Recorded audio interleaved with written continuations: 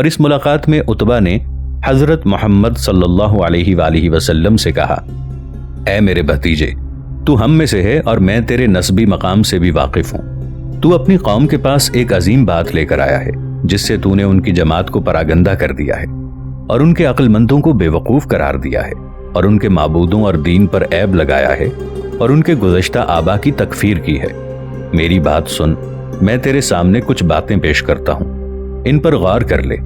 शायद इनमें से तू किसी को कबूल कर ले। रसूलुल्लाह सल्लल्लाहु अलैहि वालिहि वसल्लम ने फरमाया, ए अबुल वलीद, कहो मैं सुनता हूँ। उसने कहा, ए मेरे भतीजे,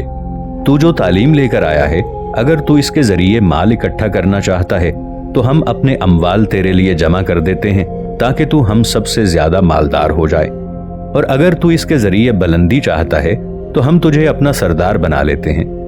और हम तेरे बगैर किसी बात का फैसला ना किया करेंगे, और अगर तू इसके जरिए बादशाह बनना चाहता है तो हम तुझे अपना बादशाह बना लेते हैं, और अगर ये कोई जिन है जो तुझे नजर आता है और तू इसे दूर करने की सकत नहीं रखता तो हम तेरा इलाज करवाते हैं और तेरी खातिर अपने अम्वाल खर्च करते हैं ताकि तू सेहतयाब हो जाए, क्योंकि बसा औकात ताबेदार जिन आदमी पर गालिब आ जाता है, यहाँ तक कि वो उससे बीमार हो जाता है। जब उतबा बिन रबिया ने अपनी बात खत्म की तो रसूलुल्लाह सल्लल्लाहु अलैहि वालिहि वसल्लम ने उसे फरमाया, अबुल वलीद, क्या आप अपनी बात खत्म कर चुके हैं? उसने कहा, हाँ। तो रसूल करीम सल्लल्लाहु अलैहि वालिहि वसल्लम ने फरमाया, मेरी बात सुन। उसने कहा, सुनता हूँ। आप सल्लल्लाहु अलैहि वालिहि वसल्लम ने फरमाया, बिस्मिल्लाहिर रहमानिर रहीम, हामीम, तंजीलुम मिनर रहमानिर रहीम, किताबुन फुस्सिलत आयातुहु कुरआनन अरबिय्यन लिकौमिन यअलमून, बशीरन व नज़ीरा, फ़अरज़ अक्सरुहुम फ़हुम ला यस्मऊन। सूरह फुस्सिलत आयत 1-3, जिसका तर्जुमा है हामीम। ये हुरूफ मुक़त्तआत में से एक हर्फ है। इसकी मुराद अल्लाह ताला ही बेहतर जानता है। ये उतारा है बड़े रहम वाले मेहरबान का। एक किताब है जिसकी आयतें मुफस्सल फरमाई गईं। अरबी कुरान अक्ल वालों के लिए खुशखबरी देता और डर सुनाता, तो उनमें से अक्सर ने मुंह फेरा तो वो सुनते ही नहीं। फिर रसूल करीम सल्लल्लाहु अलैहि वालिहि वसल्लम ने इस सूरत की आयात तिलावत की और उतबा खामोशी से सुनता रहा, और वो अपने हाथ अपनी पुश्त के पीछे रखकर उन पर टेक लगाए हुए था। और जब रसूल करीम सल्लल्लाहु अलैहि वालिहि वसल्लम आयत सजदा पर पहुंचे तो आप सल्लल्लाहु अलैहि वालिहि वसल्लम ने तिलावत बंद कर दी और अल्लाह ताला के हुजूर सजदा रेज हो गए। और इसके बाद आप सल्लल्लाहु अलैहि वालिहि वसल्लम ने कुरैश के लीडर और नुमाइंदे उतबा बिन रबिया से कहा, ए अबुल वलीद, जो कुछ तूने सुना है, तू था और वो कलाम था। और हजरत नबी करीम सल्लल्लाहु अलैहि वालिहि वसल्लम का मकसद ये था कि कुरैश की जिन पेशकशों और तजावीज़ को उतबा लेकर आया है, उनका जवाब ये आयात कुरानिया हैं जो आपने उसके सामने सूरह सजदा से पढ़ी थी और उसने उन्हें सुना था। उतबा ने जो कुछ सुना था उसकी बलागत और हुस्न जमाल से हैरान रह गया, यहाँ तक कि वो लरज़ गया और उसने हजरत नबी करीम सल्लल्लाहु अलैहि वालिहि वसल्लम के जवाब में एक लफ्ज तक भी न कहा, बल्कि उतबा के कानों तक सिर्फ आप सल्लल्लाहु अलैहि वालिहि वसल्लम की तिलावत करदा आयात के पहुंचने से ही वो मुतासिर होकर अपनी कौम की तरफ वापस लौट गया। और हजरत नबी करीम सल्लल्लाहु अलैहि वालिहि वसल्लम के बारे में उसकी राय तब्दील हो गई और आप सल्लल्लाहु अलैहि वालिहि वसल्लम की दावत के मुतालिक उसके मौक़िफ़ में बुनियादी तब्दीली आ गई। और जब उतबा उनके पास वापस गया तो मक्के के लीडरों ने उसके चेहरे पर इस तब्दीली को देख लिया, और बाज ने उतबा को आते देखकर कहा कि हम अल्लाह की कसम खाकर कहते हैं कि उतबा जिस चेहरे के साथ गया था उस चेहरे के साथ तुम्हारे पास वापस नहीं आया। और उतबा बिन रबिया कौम के बेहतरीन लोगों में से था और बड़ा अक्लमंद था, और दूर अंदेशी, असालत फ़िक्र, हुस्न सियासत और शिद्दत खुलूस में मशहूर था। یہی وجہ ہے کہ جب وہ زومائے مکہ کے پاس بیٹھا تو انہوں نے رسول کریم صلی اللہ علیہ وآلہ وسلم کے ساتھ اس کے مذاکرات کے نتائج کے متعلق پوچھتے ہوئے کہا، اے ابو الولید، تیرے پیچھے کیا ہے؟ اس نے جواب دیا، میرے پیچھے خدا کی قسم میں نے ایسا قول سنا ہے جس جیسا قول میں نے کبھی نہیں سنا۔ خدا کی قسم نہ وہ شعر ہے، نہ سحر اور نہ کہانت۔ ناظرین، آگے بڑھنے سے پہلے کامنٹ سیکشن میں ہمیں اپنی آراء سے ضرور آگاہ کیجیے گا کہ آپ کو ہماری یہ سیریز کیسی لگ رہی ہے۔ میں ہوں طاہر عبید چودھری۔ آئندہ آنے والی اقساط سے باخبر رہنے کے لیے ہمارے چینل کو سبسکرائب کر لیں اور ساتھ موجود بیل آئیکن کو ضرور کلک کر لیں۔ شکریہ۔ پھر اس نے اپنی قوم کو مشورہ دیتے ہوئے کہا، اے گروہ قریش، میری مانو اور اس کام کو میرے سپرد کر دو، اور یہ آدمی یعنی محمد صلی اللہ علیہ وآلہ وسلم جس کام میں لگا ہوا ہے اسے لگا رہنے دو اور اس سے الگ ہو جاؤ۔ خدا کی قسم میں نے اس سے جو قول سنا ہے اس میں ایک عظیم خبر ہے، بس اگر عربوں نے اسے پا لیا تو تم دوسروں کے بغیر اسے کافی ہو جاؤ گے، اور اگر وہ عربوں پر غالب آ گیا تو اس کی حکومت تمہاری حکومت ہوگی اور اس کی عزت تمہاری عزت ہوگی، اور تم اس کے ذریعے سب لوگوں سے زیادہ خوش بخت ہوگے۔ انہوں نے کہا، اے ابو الولید، خدا کی قسم اس نے تجھے اپنی زبان سے مسحور کر دیا ہے۔ اس نے کہا، یہ میری رائے ہے، تمہیں جو سمجھ آئے وہ کر لو، اور بجائے اس کے کہ قریش عتبہ بن ربیعہ کے مشورے کو قبول کرتے، انہوں نے اس پر تہمت لگائی کہ وہ نعوذ باللہ محمد صلی اللہ علیہ وآلہ وسلم کے سحر سے متاثر ہو گیا ہے، اور اسے یہ کہنے لگے کہ اے ابو الولید، خدا کی قسم اس نے تجھے اپنی زبان سے مسحور کر دیا ہے۔ تو عتبہ نے انہیں بڑے اعتماد سے کہا، یہ میری رائے ہے، تمہیں جو سمجھ آئے وہ کر لو۔ جب قریش رسول اللہ صلی اللہ علیہ وآلہ وسلم کو جاہ و مال اور منصب کے لالچ سے اپنی دعوت سے علیحدگی پر آمادہ کرنے میں ناکام ہو گئے، کیونکہ عتبہ بن ربیعہ کی وساطت سے انہیں اس امر میں کامیابی نہیں ہوئی تھی، اسی طرح وہ اس سے قبل بھی ابو طالب، بنو ہاشم اور بنو مطلب کو رسول اللہ صلی اللہ علیہ وآلہ وسلم سے علیحدگی پر رضامند کرنے میں ناکام ہو گئے تھے، تو انہوں نے ان دونوں قبیلوں یعنی بنی ہاشم اور بنی مطلب کے خلاف اقتصادی اور سوشل جنگ کے منصوبے کی تنفیذ کا آغاز کر دیا۔ انہوں نے ان دونوں قبیلوں کی سخت اقتصادی ناکہ بندی اور سخت سوشل بائیکاٹ کر دیا۔ بس وہ اپنی پارلیمنٹ میں ان بڑھتی ہوئی فتوحات کے مقابلے کے لیے، جو دن بدن نہ صرف مکہ کے اندر بلکہ اس کے باہر پڑوسی قبائل میں بھی دعوت نبی کو حاصل ہو رہی تھیں، فیصلہ کن ضروری اقدامات کے مشورے کے لیے جمع ہوئے۔ اور قریش کے مرکز کی پریشانی میں جس بات نے اضافہ کیا وہ یہ تھی کہ حضرت عمر بن خطاب رضی اللہ عنہ اور حضرت حمزہ بن عبد المطلب رضی اللہ عنہ نے اسلام قبول کر لیا، اور قریش ان دونوں آدمیوں کو بہت اہمیت دیتے تھے، اور عملاً ان دونوں کے اسلام نے مسلمانوں کے پلڑے کو بھاری کر دیا اور ان سے ان کی قوت میں اضافہ ہو گیا۔ اس کے بالمقابل مکے کی پارلیمنٹ نے ایک قرارداد پاس کی جو بنی ہاشم اور بنی مطلب کے خلاف اقتصادی ناکہ بندی اور سوشل بائیکاٹ کا فیصلہ دیتی تھی، اور یہ دونوں قبیلے، ان دونوں کے مسلمان اور کافر افراد اس شدید ناکہ بندی کے مقابل ڈٹے رہے، اور انہوں نے حضرت محمد صلی اللہ علیہ وآلہ وسلم کو بے یار و مددگار نہ چھوڑا، بلکہ انہوں نے اس شدید ناکہ بندی کے نتیجے میں پہنچنے والے نقصانات کے باوجود آپ صلی اللہ علیہ وآلہ وسلم کی حمایت کی۔ ابن اسحاق کا بیان ہے کہ جب قریش نے دیکھا کہ رسول اللہ صلی اللہ علیہ وآلہ وسلم کے اصحاب ایسے ملک میں فروکش ہو گئے ہیں جہاں انہیں امن و سکون نصیب ہوا ہے، اور نجاشی نے ان میں سے پناہ لینے والوں کی حفاظت کی ہے، اور حضرت عمر رضی اللہ تعالی عنہ نے بھی اسلام قبول کر لیا ہے، اور وہ اور حضرت حمزہ بن عبد المطلب رضی اللہ تعالی عنہ رسول اللہ صلی اللہ علیہ وآلہ وسلم اور آپ کے اصحاب کے ساتھ ہیں، اور اسلام قبائل میں پھیلنے لگا ہے، تو انہوں نے اکٹھے ہو کر مشورہ کیا کہ وہ ایک تحریر لکھیں جس میں بنی ہاشم اور بنی عبد المطلب کے متعلق معاہدہ کریں کہ نہ وہ ان سے نکاح کریں گے اور نہ انہیں نکاح کر کے دیں گے، اور نہ ان کے پاس کوئی چیز فروخت کریں گے اور نہ ان سے خریدیں گے۔ بس جب وہ اس امر کے لیے اکٹھے ہوئے تو انہوں نے یہ باتیں ایک کاغذ پر لکھ لیں، پھر معاہدہ کیا اور اس پر مہریں لگائیں، پھر اس کاغذ کو اپنے آپ کو اس مضبوطی پر قائم رکھنے کے لیے کعبہ کے اندر لٹکا دیا۔ جب قریش نے یہ کام کیا تو بنو ہاشم اور بنو مطلب حضرت ابو طالب کے پاس گئے اور ان کے ساتھ شعب ابی طالب میں داخل ہو گئے اور اس کے ساتھ اکٹھے ہو گئے، اور بنی ہاشم میں سے ابو لہب یعنی عبد العزیٰ بن عبد المطلب قریش کے پاس چلا گیا اور ان کی مدد کرنے لگا۔ اس طرح فریقین کے درمیان جھگڑا بڑھ گیا اور اس کا حلقہ وسیع ہو گیا۔ اب حضرت محمد صلی اللہ علیہ وآلہ وسلم میدان میں اکیلے نہیں تھے،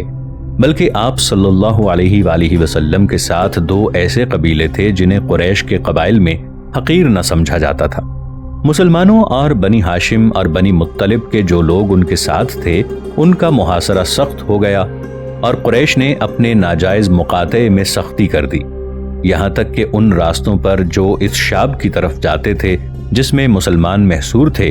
چوکی دار کھڑے کر دیے تاکہ وہ نگرانی کریں کہ کن صاحبان مروت کے ہاتھوں شب میں محصورین کے پاس کھانا پہنچتا ہے۔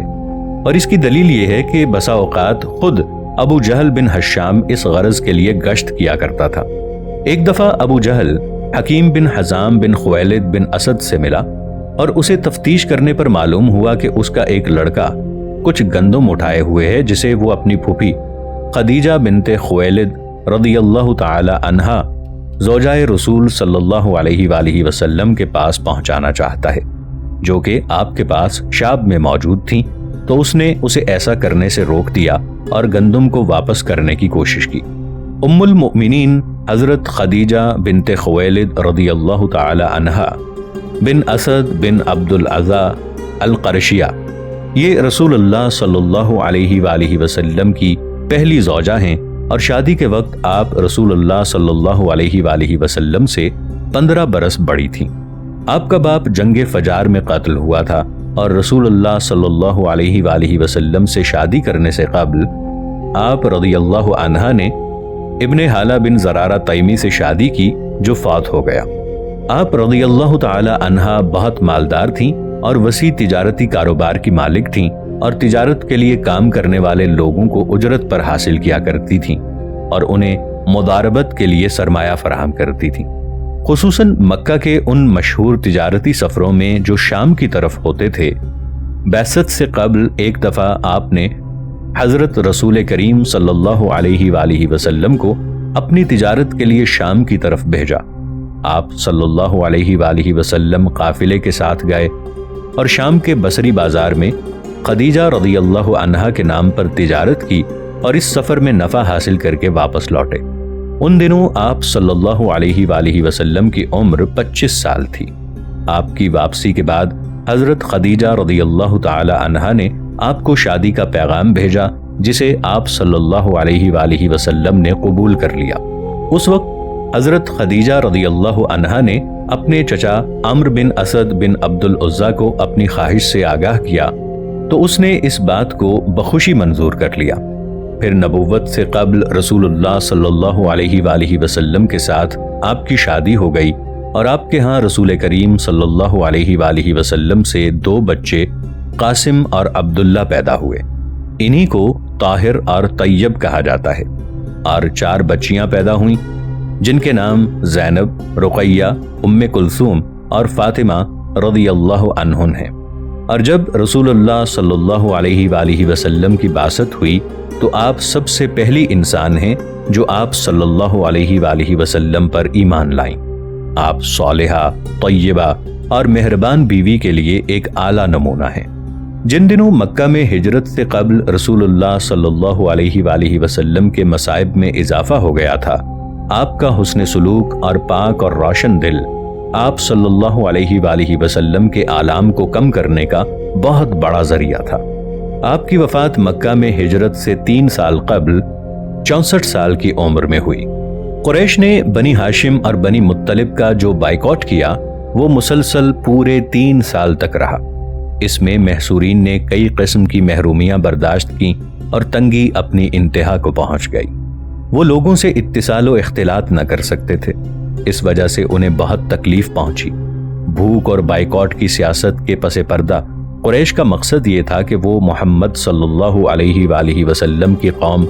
جو بنی ہاشم اور بنی عبد المطلب میں سے ہے ان کو آپ سے علیحدہ ہونے پر مجبور کر دیں تاکہ آپ صلی اللہ علیہ وآلہ وسلم اکیلے رہ جائیں اور آپ کا اور آپ کی دعوت کا کوئی خطرہ باقی نہ رہے۔ لیکن اس ظالمانہ سیاست سے قریش کا مقصد پورا نہ ہوا، بلکہ آپ صلی اللہ علیہ وآلہ وسلم اللہ کی رسی کو مضبوطی سے تھامنے اور اپنے عقیدے پر ثابت قدم رہنے میں اور زیادہ مضبوط ہو گئے، اور آپ صلی اللہ علیہ وآلہ وسلم پر ایمان لانے والے بھی دھڑے بندی اور آپ کے گرد جمع ہونے میں مضبوط ہو گئے، اور آپ صلی اللہ علیہ وآلہ وسلم کے خاندان کے جو لوگ آپ کے دین کے پیروکار نہ تھے وہ آپ کی حفاظت کرنے لگے، اور بھوک اور بائیکاٹ کی سیاست ان کے موقف پر کسی حالت میں بھی اثر انداز نہ ہوئی۔ اب رہی بات اشاعت اسلام کی، تو حضرت نبی کریم صلی اللہ علیہ وآلہ وسلم اور ان کے مددگاروں اور آپ پر ایمان لانے والوں کے خلاف اقتصادی بائیکاٹ اور سوشل بائیکاٹ کے منصوبے کی تنفیذ نے اس دین کی اشاعت کو روکنے میں کوئی مؤثر کردار ادا نہیں کیا۔ دعوت اسلام آپ اپنا راستہ پیدا کرتی رہی اور اسے ہر روز نئی فتح حاصل ہوتی رہی، نہ صرف اہل مکہ کے درمیان بلکہ مکہ سے باہر کے بہت سے قبائل میں بھی فتح حاصل ہوتی رہی۔ بس تمام جزیرہ نمائے عرب میں اسلام کا چرچا پھیل گیا، جس نے بہت سے لوگوں کو مکہ کی طرف سفر کرنے پر آمادہ کیا کہ وہ اس دین کے متعلق واقفیت حاصل کریں جو اللہ کے ہاں سے آیا ہے، پھر اس کی صداقت کو قبول کرنے کے بعد اس میں داخل ہو جائیں۔ حضرت صلی اللہ علیہ وآلہ وسلم اور آپ کے دین کے پیروکار یا آپ کے مددگار جو آپ کے دین کے پیروکار نہ تھے، قریش کے ظلم و جور کے سامنے بڑی ثابت قدمی سے ڈٹے رہے۔ انہوں نے اس ناجائز بائیکاٹ کو بڑی شجاعت اور ثابت قدمی سے چیلنج کیا۔ اگر مکہ کے باز بہادر اور صاحب مروت مشرک رات کی تاریکی میں کھانے کی ضروری اشیاء شام کے اندر نہ پہنچاتے تو قریب تھا کہ وہ اقتصادی بائیکاٹ کی سختی کی وجہ سے بھوک کے باعث ہلاک ہو جاتے۔